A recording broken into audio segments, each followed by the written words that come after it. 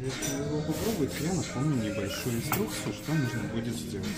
Вы зажигаете спичку о пламени свечи, можете делать это индивидуально, можете сделать это одновременно, вот как вам больше понравится.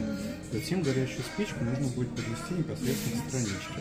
В любое место, но мы рекомендуем сделать это ближе к центру. Она у вас загорится, полностью сгорит без остатка, и уже появится десерт, который сможете попробовать.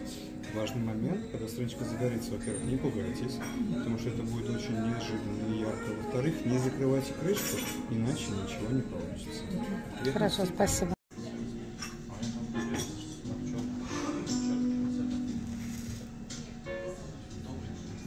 Открываем. Так, «Мастер и Маргарита». Десерт, книга называется.